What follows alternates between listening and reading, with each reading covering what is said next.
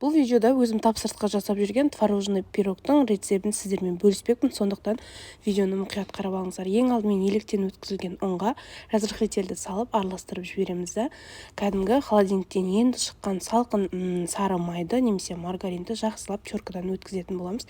Кейін тез қолмен араластырып екеуінен крошка дайындап алатын боламыз.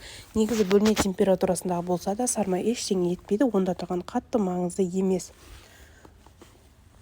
Енді екеуін крошка жасап алғаннан кейін жұмыртқамызға шекерді қосып, шекер кішкене ерігенше екеуін біркелкі етіп араластырып аламыз.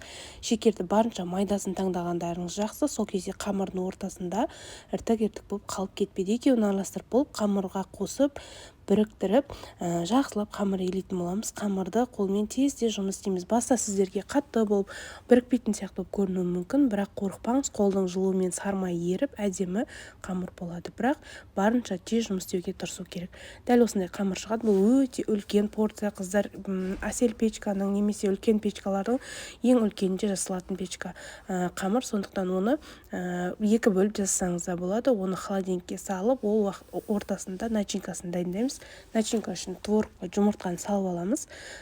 Творогтың майлылығы маңызды емес. Үстіне ванильный сахар немесе ванилин саламыз, және де шекерді өлшеп саламыз. Барлық заттың мөлшерін описаниеге қалдырамын, міндетті түрде сол жерді қарап шығыңыздар.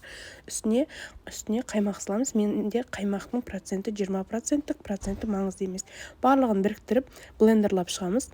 Қыздар, егерде блендерларыңыз болмаса, творогты қосқан кезде кәдімгі електен бар ғой, ұн өткізетін електен өткізіп қоссаңыздар, сол кезде тек қана араластырып қоя саласыздар, сіздерге блендердің көмегі қажет болмай қалады.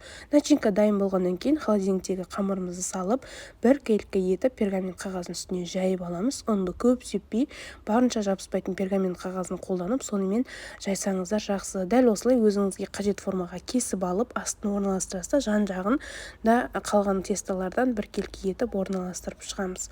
Әдемілеп ортасы қатты ісіп кетпес үшін тесіп алып, жанына да вилкамен узор салып шықсаңыздар болады, қыздар. Қыздар, менің арнама тіркелмеген болсаңыз, қазақша каналдың дамуына үлес қосып тіркеліп алыңыз. Өйткені менің арнамда осындай әсіресе песочный тестомен жасалатын пирогтың неше түрлері бар. Сондықтан арнама тіркеліп алып, күнделікті әртүрлі пирог жасап, үй ішіңізді қуантып жүріңіздер. Қамырдың үстіне начинкамызды біркелкі етіп жайып шығамыз. Бұл жерде начинка көп те емес, аз емес. Дәл осы тестоға дәл осы начинка норма болып табылады. Сондықтан рецепті өзгертпей, дәл осы жағдайда істесеңіздер, сіздердің творожный пирогтарыңыз өте дәмді, нәзік болып шығады.